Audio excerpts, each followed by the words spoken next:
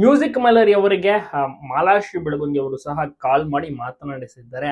ಮಾಲಾಶ್ರೀ ಬೆಳಗುಂದಿ ಜೊತೆಗೆ ಮ್ಯೂಸಿಕ್ ಮೈಲರಿ, ಮಾಳು ನಿಪ್ನಾಳ್, ಬಾಳು ಬೆಳಗುಂದಿ ಇವರೆಲ್ಲರೂ ಇದರೆಲ್ಲ ಒಟ್ಟಿಗೆ ಪರ್ಫಾರ್ಮೆನ್ಸ್ ನೀಡುತ್ತಿದ್ದಂತವರು ಒಂದು ಟೈಮ್ ಅಲ್ಲಿ. ಮತ್ತೆ ಜ್ಯೋತಿ ಅಂತ ಅವರು ಕೂಡ ಅದ್ಭುತವಾದಂತಹ ಸಿಂಗರ್. ಉತ್ತರ ಕನ್ನಡ ಭಾಗದಲ್ಲಿ ಹಲವಾರು ಜನಪದ ಗಾಯಕರಿದ್ದಾರೆ. ಮತ್ತೆ ಅಲ್ಲಿ ಆರ್ಕೆಸ್ಟ್ರಾ ಇವತ್ತಿಗೂ ಕೂಡ ಚಾಲ್ತಿಯಲ್ಲಿರುತ್ತೆ, ತುಂಬಾನೇ ಫೇಮಸ್. ಮತ್ತೆ ಸಾಕಷ್ಟು ರಸಮಂಜರಿ ಕಾರ್ಯಕ್ರಮಗಳು ಪ್ರತಿ ದಿವಸ ಒಂದೊಂದು ಭಾಗದಲ್ಲಿ, ಒಂದು ಜಿಲ್ಲೆಯ ಒಂದು ಹಳ್ಳಿಯಲ್ಲಿ ನಡೀತಾನೆ ಇರುತ್ತೆ. ಸೊ ಹೀಗಾಗಿ ಅವರದ್ದೇ ಆದಂತಹ ಒಂದು ಟ್ರೂಪ್ಗಳು ಕೂಡ ಇರ್ತವೆ. ಮ್ಯೂಸಿಕ್ ಮಲೇರಿಯಾ ಅವ್ರದ್ದು ಕೂಡ ಒಂದು ಉತ್ತಮವಾದಂತಹ ಟ್ರೂಪ್ ಇತ್ತು. ಆ ಒಂದು ಟ್ರೂಪ್ ನಲ್ಲಿ ಬಾಳು ಬೆಳಗುಂದಿ ಅವರು ಕೂಡ ಗೆಸ್ಟ್ ಆಗಿ ಬಂದು ಆಡ್ತಾ ಇದ್ರು.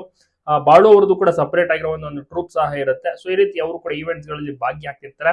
ಬಹಳಷ್ಟು ಅವರು ಕೂಡ ಮದುವೆಗಿಂತ ಮುಂಚೆ ಹಾಡನ್ನ ಆಡ್ತಾ ಇದ್ರು. ಸೊ ಅಷ್ಟರ ಮಟ್ಟಿಗೆ ಫೇಮಸ್, ಗೊತ್ತೇ, ಚಿರಪರಿಚಯ.